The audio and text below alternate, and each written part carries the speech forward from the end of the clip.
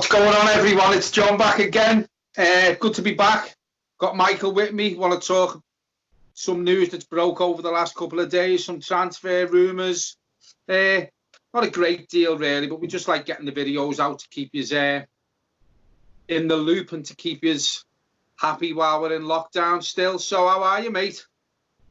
I'm fine, mate. I've just got off the phone to Sky, which is a funny conversation involving channel and where we may end up, but I haven't properly mentioned that to you yet because I've literally just got off the phone to them. So you could be seeing me and John on Sky very soon. Obviously, they already hate us, so I'd be highly doubtful if we actually do end up on there, but they have phoned and they have had a discussion. And we shall see, mate. Apart from that, nah, nothing's really happening at the minute. That conversation will be carried on when we finish this video.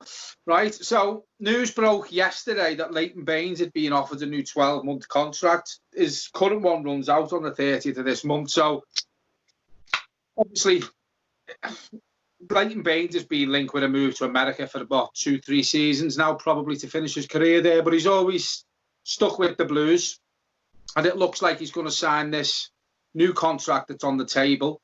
Takes him into his 14th season now with the club. Unfortunately, he hasn't won a trophy with us yet.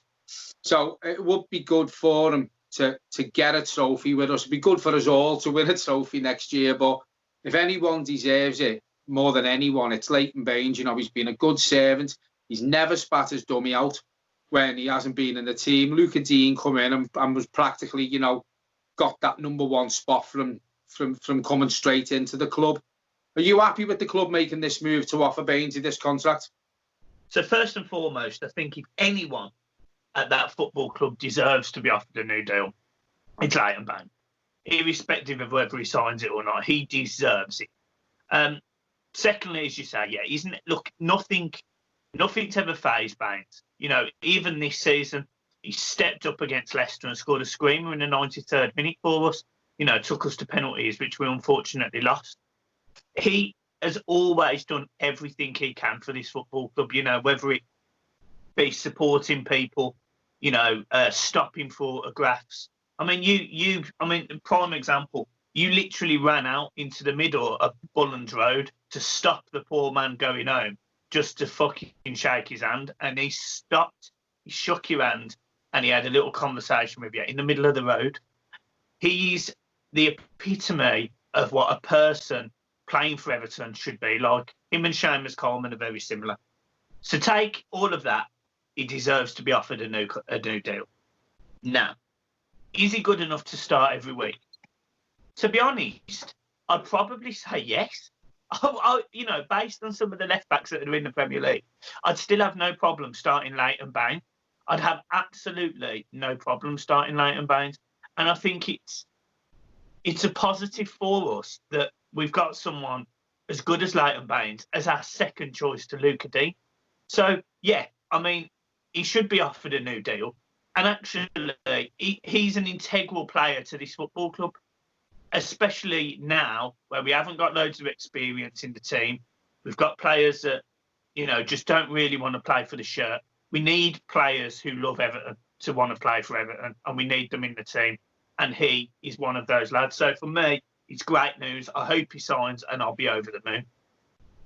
There's not many like Bainesy and Seamus anymore in the Premier League where they're very loyal. You know, Bainesy's being loyal to us, and on the other side of it as well, the flip side, he's a lovely man. He's a nice lad, nice fella to get on with as well. He's a good blue. So some more news that broke today regarding the Premier League starting is the clubs are now going to be able to make 5 substitutions instead of 3. And he can also have 9 subs on the bench compared to 7. Now, in my opinion, this gives the better teams in the league an advantage because we've struggled to put 1 decent player on when you could only make 3 subs. You've got the likes of your Liverpools, your Man Cities, even your Chelsea who have a good bench, Tottenham. You know, Man United can have Rashford or Martial on the bench. It's going to benefit them teams for me because obviously most of the teams who I've just mentioned, their bench players would get into 75-80% of the Premier League teams. You know what I mean? So in my opinion, it gives them a chance, an advantage. Do you agree? Do you think it's too many subs, or do you think it's going to be needed because of the fitness levels? Yeah, I mean, it's definitely going to help the bigger teams. I mean, there's no getting around it. You've hit the nail on the head. You know, teams like Man City, Liverpool, you know, your Man United, whoever, who have got better quality players in more than one position, can make more changes. To be honest, I really don't see the point of this. I don't see what this has got to do with coronavirus. I don't see how increasing the amount of subs does anything.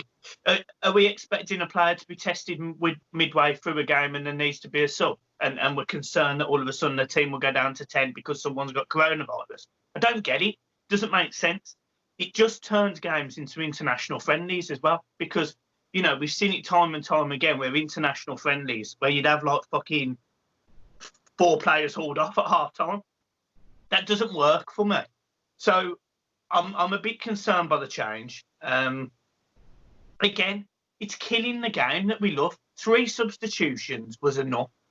Was enough, and a bench of. I mean, I was fine with a bench of 5, but now it's a bench of 7, and it has been for the last, I don't know, 10 years maybe.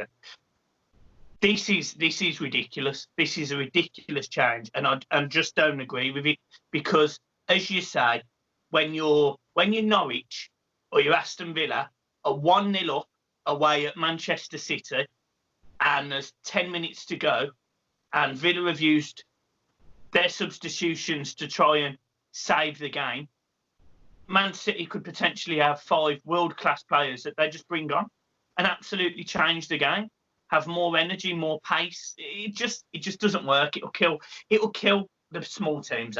It will kill them. Yeah, I mean, I know we're not classed as one of the small teams, but you know what? It'll probably kill us. It'll kill us, because if you look at if they're doing that, the likes of your Umar Niasses and even your Cuco Martinez, if they're still at the club, I don't know what the FA is going to do with players whose contracts run out on the 30th of June. So there's a chance that we could have a Niasse on the bench and a Cuco Martinez on the bench, you know, or is this a chance for our fringe players to come in, the kids who have been knocking on the door over the season, you know, will this benefit them? I mean, is that the only route Everton could go down? For us, this isn't a negative or a positive. For us, it's just a meh. You know, it really doesn't matter. We're not going to get relegated. And we're equally, you know, a lot of the players are saying push for Europe and things like that. Look, I personally think that boat sailed when they didn't get a result at Arsenal. They drew at home to Newcastle after being 2-0 up. That boat has sailed. Europe has sailed for me, in my opinion. And equally, I'm not really asked by it anymore. For us, yes, it definitely gives an opportunity for the young lads, 1, to get on the bench, and 2, to get on the pitch. You know, this might be the opportunity where we see, a Gordon starting and maybe being replaced by, an Andrew Eden, or maybe Ellie Sims starting up front, or coming off the bench to replace Calvert-Lewin or somebody like that. This is good in that sense for us. But for your teams like Norwich, Villa, Brighton, your teams that are struggling at the bottom of the league, this just doesn't help, and it doesn't help the integrity of the Premier League, and that's a big thing I want to say. The integrity of the Premier League has always been questioned because of potential media bias and lots of other things that sort of stem around the Premier League that people don't agree with. And look, I'm all for that as well. This is why this was quite an awkward conversation with Sky literally half an hour ago. But the simple fact of the matter is, for the young people, yeah, it's great, get on the bench. But that does not stop Manchester City taking a team of 9 world-class players as a subs bench and bringing on, I don't know, Mahrez, Foden, fucking anyone they want, which could rip a team like Norwich apart, who were 1-0 up at the time. It's not right and it's not fair. But yes, you are right, John. It's great for the kids. It's a good opportunity for some of our kids. And look, you mentioned Cuco Martini, you mentioned Umar Niasse. I think a deeper conversation has to be had regarding Everton's players. You mentioned 2 players there that should be nowhere near this Everton side, like nowhere near. They should be out on loan or just have their contracts ripped up and paid off, because you've also got players like Balassi, Morales, Besic. I would say that all 3 of those players I've just mentioned are better than the 2 players you've mentioned, yet they've been at loan on loan. So there's deeper issues than the people that are going to be on that subs bench. Yeah, you mentioned Besic there. I think he's due back the 30th of June. I haven't seen much. Apparently, there's been talks between clubs in the Premier League about when these players come back on loan, from loan, can they re-register them so they can finish the season? Listen, when Besic played for Everton Football Club, I didn't mind Besic. No, I didn't mind Besic. You knew what you were getting with him. He's one of them players who I like to see in an Everton shirt. I'm not saying, he should be starting every week. We keep him. But he'd give us all. And that's all you can ask for. He'd give us all Besic when he played for Everton. I can understand. Let me ask you a quick question. Sorry to interrupt. Let me ask you a quick question. Who's a better footballer, Tom Davies or Besic? I think they're different sort of players, in my opinion. But Are they? Well, to be fair, if I had to pick, I'll probably get shot down for this. But Besic? You'd say Besic? I'm going to say Besic. I was going to say Besic for the simple fact of the matter. Before Besic was going out on loan under certain managers who'd bought him, he was playing quite regular. You can't say that about Tom Davies. Besic, and I know I'm going a bit off piece here, but Besic is a player that will always, he'll make a mistake, he'll fly into a tackle, and he'll give a silly pass away. It's exactly what Tom Davies does. The only difference with Besic is I think he's quicker, and we saw that in a video that he did with Gareth Bale, where he chased him down for Serbia against Wales. He's quicker. He's probably more skillful because, the moment we saw him make his debut against, who was that? It was a friendly against Porto, and he comes on the pitch and he skins 3 players with the ball at his feet, no problem, not bothered. So I know he's capable. His issue has been he's just I don't know, but I've got no problem playing Mohamed Besic in front of a Morgan Schneiderlin and Tom Davies any day of the week. I really, until he proves to me that he isn't good enough, then fine. And at this moment in time, I love to say I want to see him in a blue shirt again, and I love to see him have a go, which is your final point there. Can we re-register these players? Because I'm telling you now, if we can, I'm absolutely fine with giving some of these loan players that have been out, these Moraleses, the Balassis, the whoever, another go under Ancelotti to see what they can do. And still, if they're not good enough, fine, get rid of them. But I think me and you, we've been on this channel, we've been guilty of writing players off, and we've done it for ages. I've done it for ages. Under Ancelotti, we may have a different player on our hands. We saw that with Dominic Calvert-Lewin. We've kind of saw that with players like Mina and Holgate. Why can't Morales, Balassi, Besic, why can't they be different? When Morales first come to the club, I'm sounding a bit like your dad now, but when Morales first come to the club, for his first couple of years, do you know what? Morales was a good player, and I liked it when he played up front, mate. When we played him through the middle, Morales was a good player, and I think Morales, what changed him, I think he grew an attitude problem somewhere down the line. And certain managers, didn't like that attitude, and he got shipped out on loan. But if Kevin Morales come back and got his head down and give us back the first 2 seasons that he was at Everton Football Club, he's another one who could get given a chance under Ancelotti. I don't know how long he's got left on his contract, to be fair. But listen, Kevin Morales is not a poor player. Well, I said this to you before. Would you rather have Walcott or Morales? Based on stats in an Everton shirt, you'd probably have Morales just because he scored more goals. I think he's a bit older than Walcott now, but Morales on his day, you know, I remember him scoring that goal, I think it was about 3 years ago against Spurs, and he beats about 3 people and curls it top corner. And he did get a cocky attitude. He really did. And it was, in part of that, in my opinion, was due to Romelu Lukaku, because they both were Belgium, both thinking they were going to win the World Cup, both thinking they were God's gift, both thinking they were starters on a regular basis. Morales, I remember he stepped up, he took the ball off Baines against West Brom for a penalty at Goodison, and he missed. And honest to God, from that moment, he's never been the same. I think he burnt his bridges with a lot of Everton fans when he done that, didn't he? So, some latest transfer news that's broke over the last day or two. Everton have been linked with a move for the Roma winger, Cengiz. Apparently, they've made their first steps towards signing him, so there has been contact with Roma from Everton's end. 22, plays on the wing. His form hasn't been great this season. 12 appearances, 3 goals. He's another one we've been linked with. Not as regular as some players, but we have been linked with him before. Would Under be a player you'd like to see at Everton? Would he improve us? I'm going to give a shout out to someone now who keeps mentioning him. So Abigail Barfoot mentions him a lot in our comments. Look, he's a very skillful, quick, young winger who's more than capable of beating people. He's not had a great season at Roma. And again, that concerns me.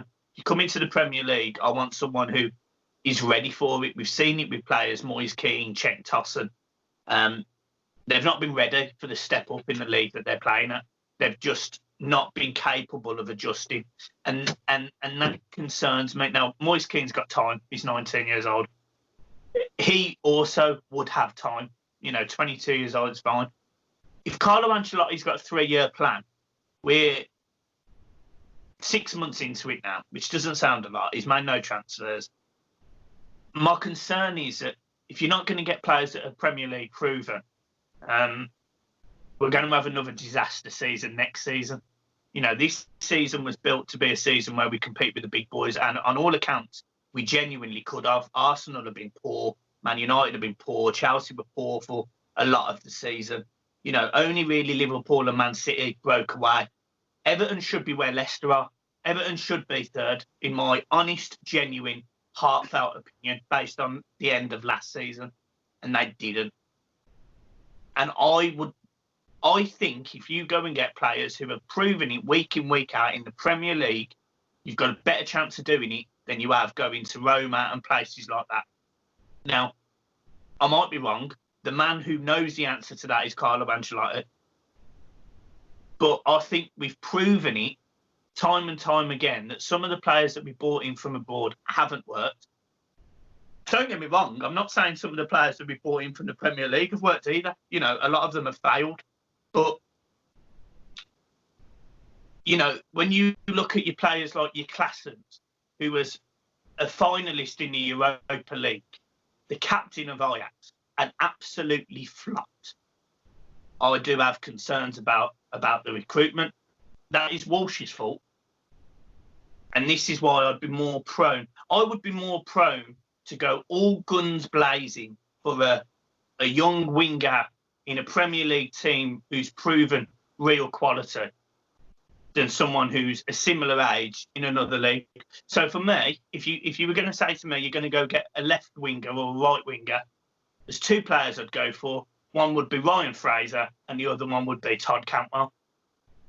Both of those players have not played in European games, have not played in Champions League or Europa League, but what they have done is they know the pressures of the Premier League. They know what it's like when the tough gets going, and they know that they need to dig in to get results. And I'll take both of them in a heartbeat. See, what concerns me is the players who were linked with from abroad, the majority of them are players who are struggling at their clubs. Yes. As you say, as I said, Under hasn't had a great season. Todibo on loan at Schalke is not having a great season. Rodriguez is surplus to requirements. Allen's had a falling out at Napoli.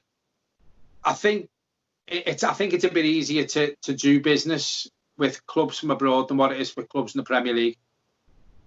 Well, it is because if they don't get bought by a Premier League club, they're not going to get very much money for their players.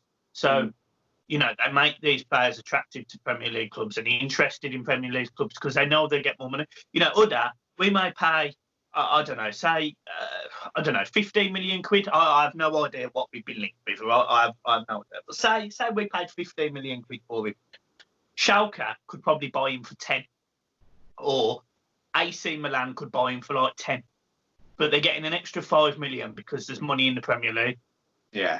Yeah, so, for me, look, I'm more than happy going and recruiting foreign players because they bring something to the Premier League. And again, I've got nothing against it. But I think if you want Everton to be a top 4 team, you've got to go and get players from the top 4 teams who play regular, who play. And, you know, people would say that you're crazy for saying it. But why don't you go and get players who consistently have played in the top 4? You know, Loftus-Cheek's had injury problems. Loftus-Cheek's had loads of injury problems at Chelsea. But I'm telling you now, if you could get him right, if you could sign him on a fairly cheap deal, you got him right, he's a top 4 player with absolutely no shadow of a doubt. So, go and get Premier League. Go and get Premier League. And if it costs you more, do it. Because at least you know what you're getting. Yeah, I think, as you say, I think it's all clubs are not going to be able to offer as much. I know we had this conversation the other day.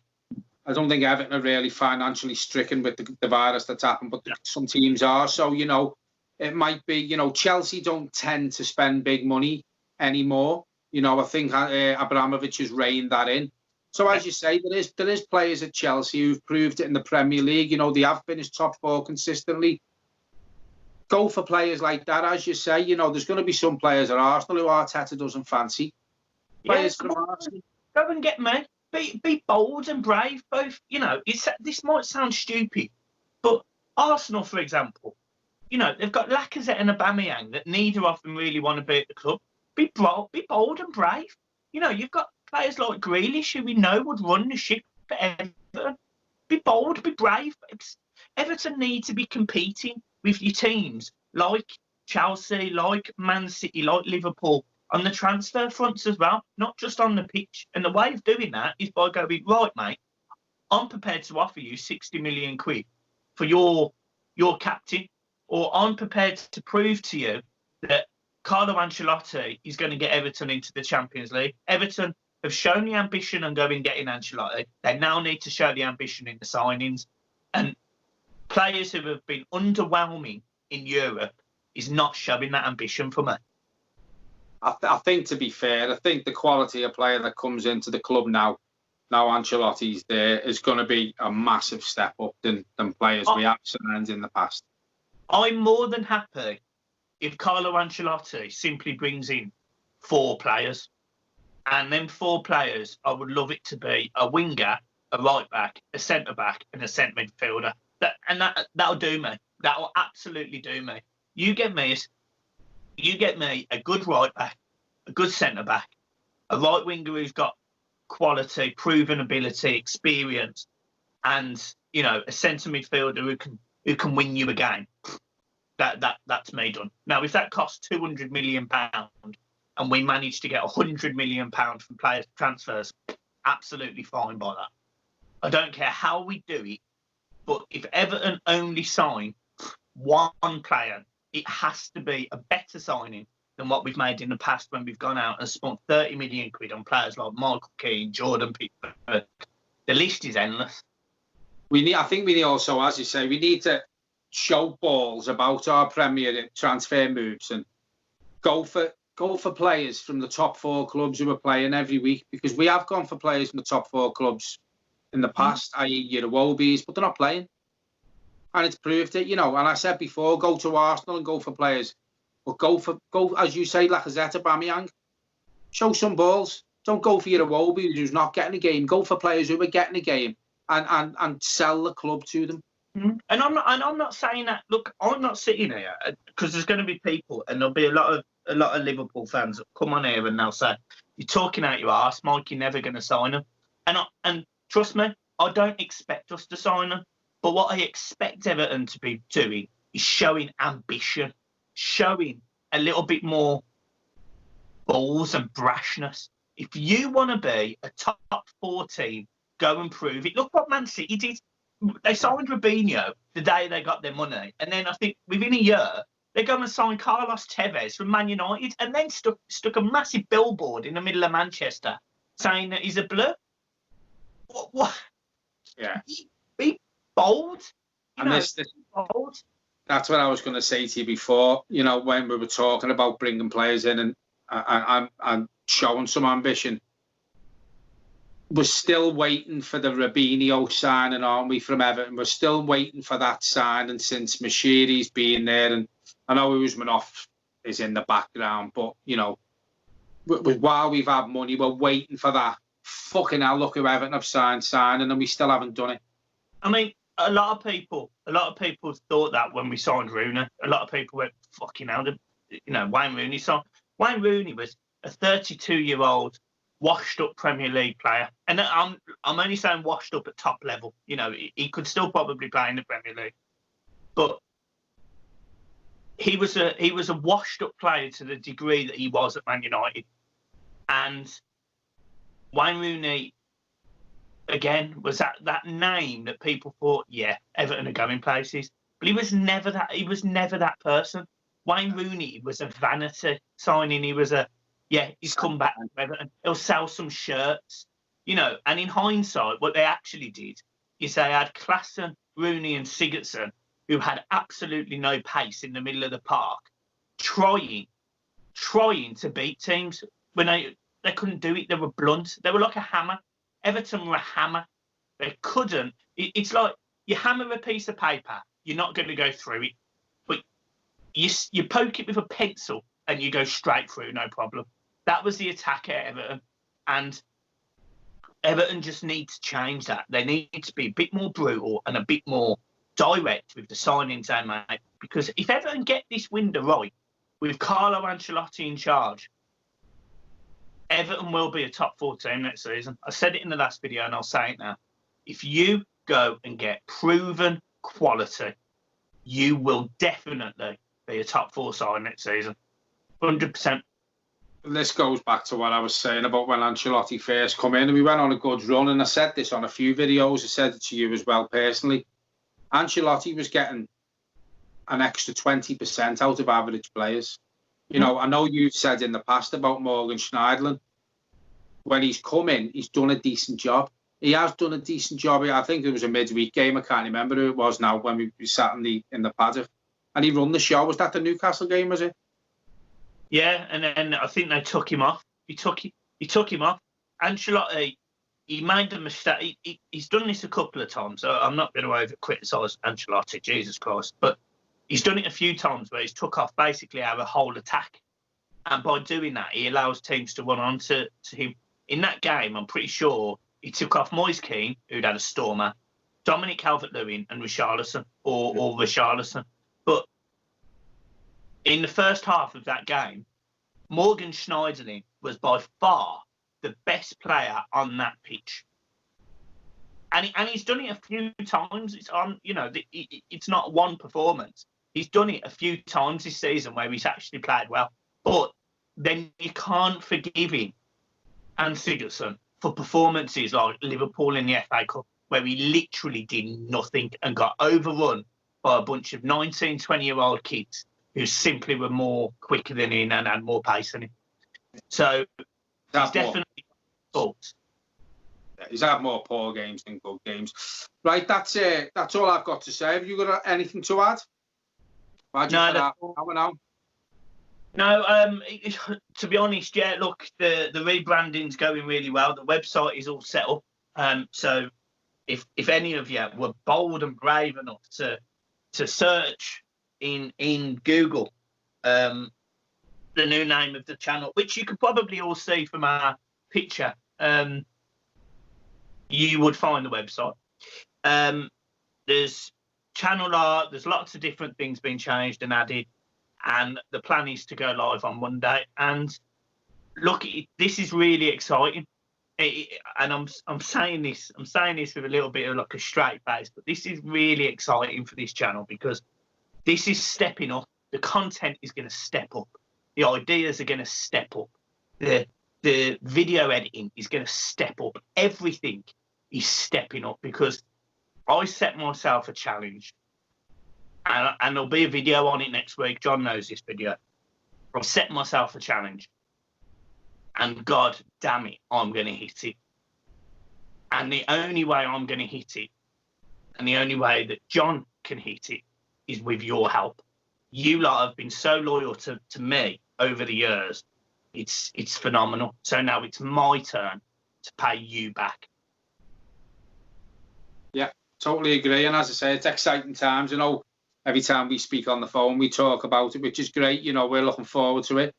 I just can't wait till Monday now. I think there might be one more video out before Monday. Probably Michael will be doing that. So, listen, folks, thanks very much for watching. If you don't already subscribe, get subscribing before the rebrand on Monday, and then hopefully our subscribers will go up even more. Thanks very much for watching. As I say, any ideas, drop them in the comments. Mike, it's been a pleasure again. Thanks very much for coming on at such short notice. It's all right, man. You know, not as if you've been... Right, thanks very much, everyone. Cheers, and I will see you soon. Cheers.